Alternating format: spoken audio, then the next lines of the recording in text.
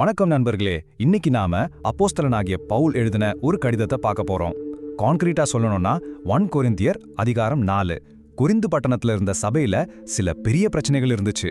பவுல் அதை எப்படி ரொம்ப அழகா சரி பண்றாரு, அதுல இருந்து இன்னைக்கு நாம என்ன கத்துக்கலான்னு வாங்க ஒன்னா சேர்ந்து பார்க்கலாம். கொரிந்து சபையில இருந்த பிரச்சனைகளோட மையப்புள்ளியே இதுதாங்க. யார் பெரியவர், பவுலா அப்போலோவா? மக்கள் நான் பவுல் டீம் இல்ல நான் அப்போலோ டீம் அப்படின்னு பிரிஞ்சு நின்று சண்டை போட்டுட்டு இருந்தாங்க. நிலைமை எவ்வளோ மோசமா இருந்துச்சுன்னா சபையே ரெண்டா உடையிற நிலைமைக்கு வந்துடுச்சு. இது வெறும் கருத்து வேறுபாடு இல்ல, ஒரு பெரிய பெருமைக்கான போட்டியாவே மாறிடுச்சு. பாருங்க, இந்த பிரச்சனை சபையோட ஒற்றுமையே மொத்தமா குலைச்சு போட்டுடுச்சு. யாருடைய பேச்சு நல்லா இருக்கு, யாருடைய ஞானம் பெருசுன்னு மனிதர்களை மையப்படுத்தி பெருமை பாராட்ட ஆரம்பிச்சிட்டாங்க. சரி, இப்படிப்பட்ட ஒரு சூழ்நிலையில பவுல் அவங்களுக்கு என்ன பதில் சொல்றாருன்னு பார்ப்போம். ஏன்னா அவரோட வார்த்தைகள் அன்னைக்கு அவங்களுக்கு மட்டும் இல்ல, இன்னைக்கு நமக்கும் ஒரு முக்கியமான பாடம். பவுல் எடுத்த உடனே யார் சரி யார் தப்புன்னு பேசல. முதல்ல ஒரு ஆன்மீக தலைவரோட உண்மையான வேலை என்ன அப்படிங்கிறத மறுபடியும் வரையறுக்கிறார். ஏன்னா பிரச்சனையோட ஆணி வேறே அங்கதான் இருக்கு. பவுல் சொல்ற முதல் பாயிண்டே இதுதான். தலைவர்கள்னா அவங்க எஜமானர்கள் கிடையாது, அவங்கள நாம கொண்டாட வேண்டிய சிலைகளும் இல்ல. அவங்க யாரு? கிறிஸ்துவின் ஊழியக்காரர்கள், அவ்வளவுதான். அவங்களோட வேலை என்ன? தேவனுடைய ரகசியங்களை, அதாவது சுவிசேஷத்தை உண்மையா காத்து மக்களுக்கு கொடுக்கிற ஒரு காவலாளிகள் மாதிரி. அப்போ ஒரு ஊழியருக்கு இருக்க வேண்டிய மிக முக்கியமான தகுதி என்ன? அவரோட திறமையா, பேச்சாற்றலா, இல்ல எவ்வளோ பாப்புலரா இருக்காருங்கிறதா? பவுல் சொல்றாரு, இதெல்லாம் இல்ல, ஒரே ஒரு தகுதி தான் ரொம்ப முக்கியம். அது விசுவாசம். அதாவது தேவனுக்கும் அவர் கொடுத்த செய்திக்கும் உண்மையா இருக்கிறது, அவ்வளவுதான். அடுத்ததா பவுல் ரொம்ப முக்கியமான ஒரு கேள்விக்கு வர்றாரு. இந்த கொரிந்து மக்கள் இவர் சிறந்தவர் அவர் சிறந்தவர்னு தங்களுக்குள்ளே ஒரு தீர்ப்பு சொல்லிட்டு இருந்தாங்க இல்லையா?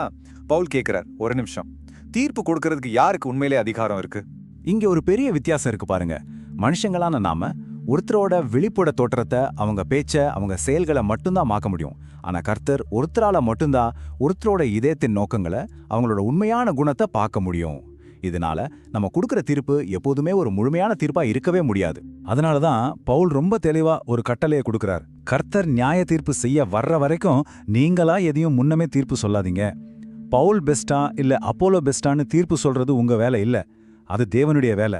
அந்த நாள்ல தேவன் யாருக்கு என்ன புகழ்ச்சி கொடுக்கணுமோ அதை கொடுப்பார். இப்போ பவுலோட வாதத்துல ரொம்பவும் கூர்மையான ஒரு பகுதிக்குள்ள நுழையிறோம். இப்போ அவர் கொரிந்து மக்களோட ஆன்மீக பெருமையை நேருக்கு நேரா கேள்வி கேட்கிறார். பவுல் கேட்கிற இந்த கேள்வி ரொம்ப எளிமையானது, ஆனா ரொம்ப சக்தி வாய்ந்தது. அவர் கேட்கிறார், யோசிச்சு பாருங்க, உங்ககிட்ட இருக்கிற ஞானம், செல்வம், டேலண்ட் இதெல்லாம் எங்கிருந்து வந்துச்சு? எல்லாமே தேவன் கொடுத்தது தானே. அப்போ தேவன் கொடுத்த ஒரு பரிசை வச்சுக்கிட்டு அது ஏதோ உங்க திறமையால வந்தது மாதிரி ஏன் பெருமை அடிச்சுக்கிறீங்க? இது அன்னைக்கு அவங்களுக்கு மட்டும் இல்ல, இன்னைக்கு நம்ம ஒவ்வொருத்தருக்குமான ஒரு கேள்வி. இங்கே பவுல் கொஞ்சம் நக்கலாவே ஒரு ஒப்பீட்டை பயன்படுத்துறார். அவர் சொல்றார், நீங்க எல்லாரும் ஏற்கனவே ராஜா மாதிரி பெரிய பணக்காரங்க மாதிரி வாழ்ந்துட்டு இருக்கீங்க. ஆனா நாங்க, அப்போஸ்தலர்களாகிய நாங்க, கிறிஸ்துவுக்காக பைத்தியக்காரங்க மாதிரி, பலவீனமானவங்க மாதிரி ஊர்ல கடைசியாளா எல்லா துன்பத்தையும் அனுபவிச்சுட்டு இருக்கோம். இந்த முரண்பாட்டை வச்சே அவங்களோட பெருமை எவ்வளவு தவறானது, எவ்வளவு ஆதாரமற்றதுன்னு புரிய வைக்கிறார். இவ்ளோ கடுமையா கூர்மையா பேசின பவுல் திடீர்னு அவரோட துணியை மாத்துறார். அவர் ஏதோ கோபத்துல திட்டல, மாறாக ஒரு அப்பாவோட அன்போட அவங்கள எச்சரிக்கிறார்.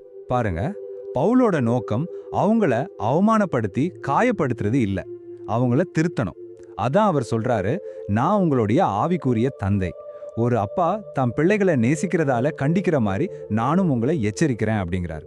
இது அவர் சொன்ன கடினமான வார்த்தைகளுக்கு பின்னாடி எவ்வளவு பெரிய அன்பு இருக்குன்னு காட்டுது. சரி, இவ்வளவு விஷயங்களையும் பார்த்தோம். இந்த அதிகாரத்திலிருந்து இன்னைக்கு நம்ம வாழ்க்கைக்காக நாம எடுத்துக்க வேண்டிய முக்கியமான பாடங்கள் என்ன? வாங்க இந்த விளக்கத்தோட மைய கருத்துக்களை இப்ப ஒன்னா தொகுத்து பார்க்கலாம். இந்த அதிகாரத்திலிருந்து நம்ம குறைஞ்சது 5 முக்கியமான பாடங்களை கத்துக்கலாம். 1, ஊழியக்காரர்கள் தலைவர்கள் இல்ல, அவங்க கிறிஸ்துவின் வேலைக்காரங்க. 2, யாரை பின்பற்றோன்னு சொல்லி மனுஷங்களை வச்சு பெருமைப்படுறது தப்பு. 3, நம்மகிட்ட இருக்கிற எல்லாமே தேவனிடமிருந்து வந்த பரிசுதான். 4, உண்மையான ஆன்மீக வெற்றிங்கிறது பெருமையில இல்ல, தாழ்மையிலையும் கிறிஸ்துவுக்காக கஷ்டப்படுறதுலையும் தான் வெளிப்படும்.